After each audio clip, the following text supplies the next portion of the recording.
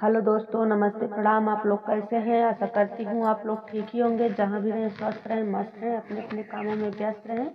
मैं आप लोगों के बीच आज एक छोटा सा नहावन गीत लेके आई हूँ। लड़की को जब नहलाया जाता है तब ये गाना गाया जाता है। और कमेंट बॉक्स में बताएं गीत कैसा है। देला डब साबुन बूची के नहाए के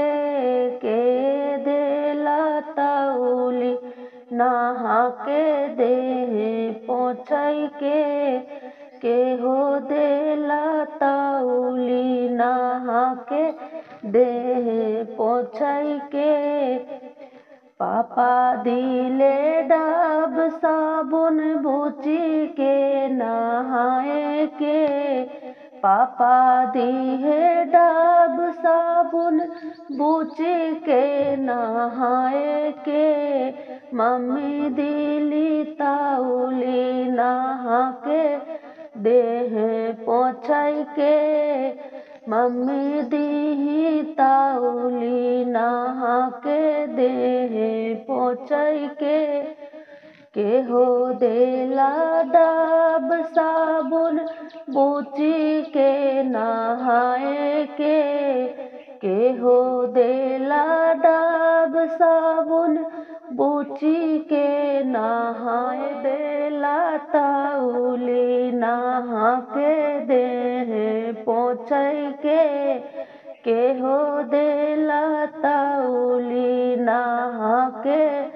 देह पोछई के चाचा दीहे डब साबुन बूची के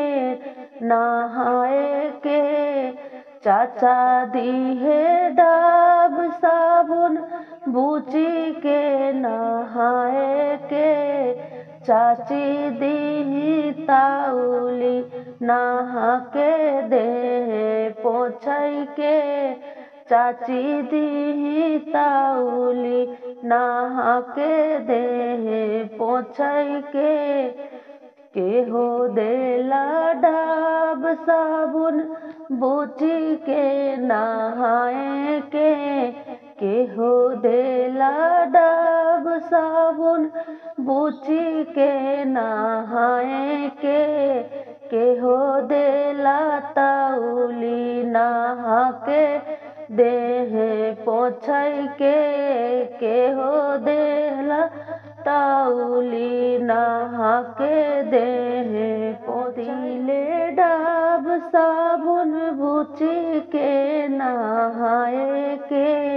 भैया दीहे डब साबुन बूची के नहाए के भाभी दीही तौली नहा के देह पोछई के भाभी दीही तौली नहा के देह पोछई के भाभी दीही तौली नहा के देह पोछई के देला डब साबुन बूची के नहाए के हो देला तौली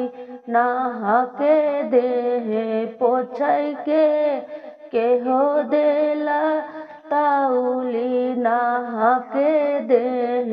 पोछई के फादी है डब साबुन बूची के नहाए के बुआ दीही तौली नहा के देह पोछई के बुआ दीही तौली नहा के देह पोछई के हो देला डब साबुन बूची के नहाए के हो देला तौली नहा के देह पोछई के हो देला तौली नहा के देह पोछई के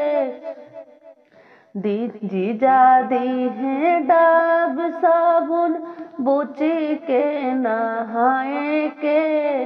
जीजा दीहे डब साबुन बूची के नहाए के दीदी दी ताउली नहा के दे पोछै के, दीदी दी ताउली नहा के दे पोछै के। आप लोग को जैसा भी लगे मेरा गीत आप लोग कमेंट बॉक्स में बताना, अच्छा लगे तब भी बताना, ना अच्छा लगे तब भी बताना, कमेंट बॉक्स में ज़रूर बताना। और गीत में जो भी गलती हो छोटी बहन समझ के माफ़ करना। और